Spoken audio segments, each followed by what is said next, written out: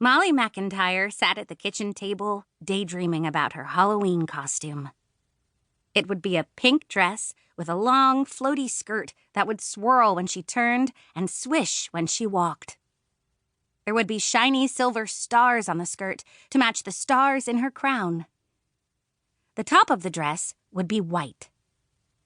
Maybe it would be made of fluffy angora, only Molly wasn't sure they had angora back in Cinderella's time. That's who Molly wanted to be for Halloween. Cinderella. All she had to do was, 1, talk her mother into buying the material and making the costume. 2, find some glass slippers somewhere. And 3, convince Linda and Susan, her 2 best friends, to be the ugly stepsisters. She could probably talk Susan into it. As long as Susan got to wear a long dress, she wouldn't mind being a stepsister. But Linda was another story. If they were going to be fairy tale princesses, Linda would want to be Snow White because she had black hair, just like Snow White's. Linda would want Molly and Susan to be dwarfs. Probably sleepy and grumpy, thought Molly.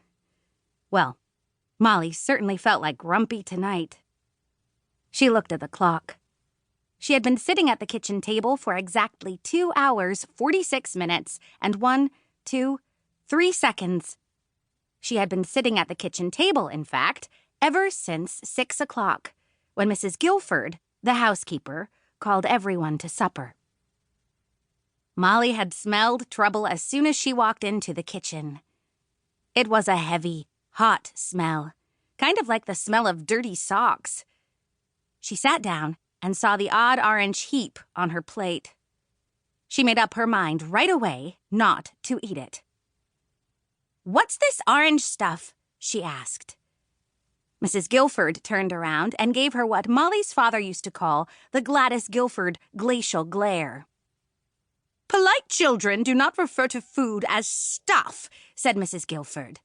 "The vegetable which you are lucky enough to have on your plate is mashed turnip." "I'd like to return it," whispered Molly's 12-year-old brother, Ricky. "What was that, young man?" asked Mrs. Guilford. "I like to eat turnips," said Ricky, and he shoveled a forkful into his mouth. Eating turnips was no hardship for Ricky. He would eat anything. Quick as a wink, all his turnips were gone. "That rat, Ricky," thought Molly. She looked over at her older sister. Jill was putting ladylike bites of turnip in her mouth and washing them down with long, quiet sips of water. Almost all of the horrible orange stuff was gone from her plate. Molly sighed. In the old days, before Jill turned 14 and got stuck up, Molly used to be able to count on her to make a big fuss about things like turnips. But lately, Molly had to do it all herself. Jill was acting superior. This new, grown-up Jill was a terrible disappointment to Molly. If that's what happened to you when you got to be 14, Molly would rather be 9 forever. The turnips sat on Molly's plate, getting cold. They were turning into a solid lump that oozed water.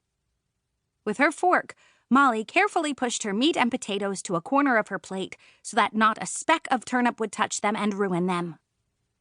"Disgusting," she said softly. "There will be no such language used at this table," said Mrs. Guilford. "Furthermore, anyone who fails to finish her turnips will have no dessert. Nor will she be allowed to leave the table until the turnips are gone."